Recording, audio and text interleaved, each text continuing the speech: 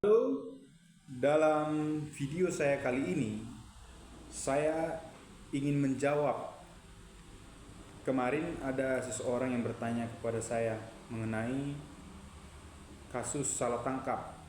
Dalam artian, ia bertanya, "Bang, apakah ada upaya hukum yang dapat dilakukan oleh seseorang yang sebenarnya tidak melakukan perbuatan pidana tersebut, tetapi oleh penyidik atau oleh kepolisian ia ditangkap dan ditetapkan sebagai seorang tersangka tanpa adanya alat bukti yang cukup untuk menjadikan dia sebagai seorang tersangka?"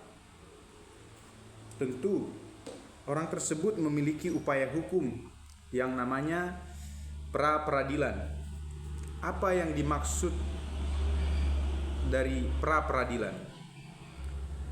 Pra-peradilan merupakan kewenangan dari pengadilan negeri untuk melakukan fungsi pengawasan, terutama dalam hal dilakukan upaya paksa terhadap tersangka oleh penyidik atau penuntut umum. Pengawasan tersebut ditunjukkan agar aparat penegak hukum tidak sewenang-wenang dalam melaksanakan tugasnya. Jadi itu ya teman-teman, tujuan dari pra-peradilan itu dilakukan. Apa saja objek dari pra-peradilan? Berdasarkan pasal 77 KUHP disebutkan pada poin A, sah atau tidaknya penangkapan, penahanan, penghentian penyidikan atau penghentian penuntutan. B. Ganti kerugian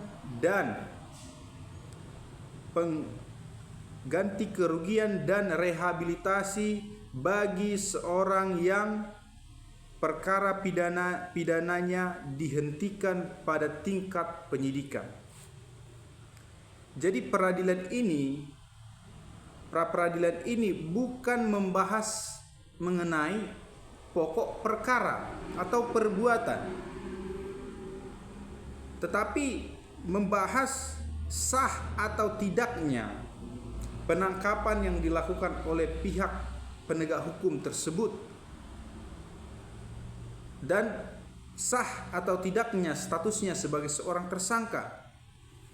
Apakah memenuhi alat bukti permulaan yang cukup sehingga dia dapat dibuat statusnya menjadi seorang tersangka?